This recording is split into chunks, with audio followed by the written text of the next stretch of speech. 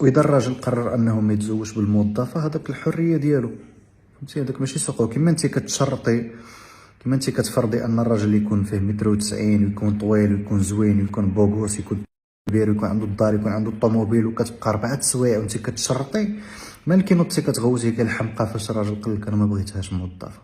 كيما انت كتشرطي حتى هو من حقه يتشرط، واي واحد حر يدير ما بغا.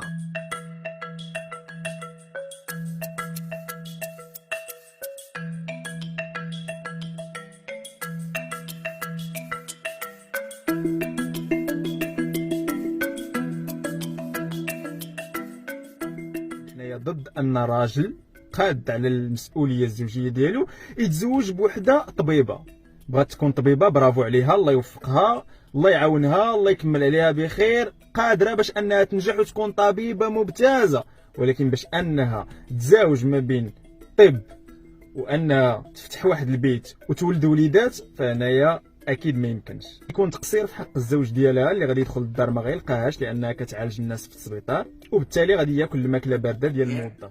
صفحة مغاربة ضد الزواج من الموظفات. اش كيفاش ضد؟ يوم بعدا ما تزوجوهمش. يلا ماذا انتجت؟ ماذا فعلت؟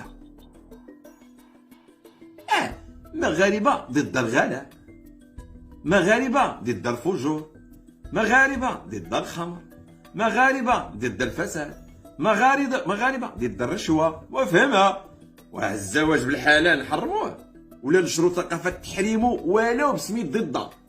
هذا نحرموه. راه تنطوروا قناعات لدى الشباب الذكور على ان الاخت الموظفة سيئة، وهذا غير صحيح. وتنعرفوا الناس اللي جالسين في ديورهم الله يخليها دار، وتنعرفوا الناس اللي خدامين الله يخليها دار، وتعرفوا الناس اللي جالسين في ديورهم الله يعمرها دار، ذكور وإناث. ما هذا التعميم التبسيط المختزل الذي لا يصلح. انصح الشباب لا ينجروا بسهولة وراء شعارات هي فيها تفريغ نفسي لمن عاش تجارب مريرة في الزواج وغير الزواج، مع موظفة ولا غير موظفة، وأن يشتغلوا بعقلهم ويجعلوا شرع ربهم هو الذي يقودهم، ليست أهواء الناس ولا المجموعات.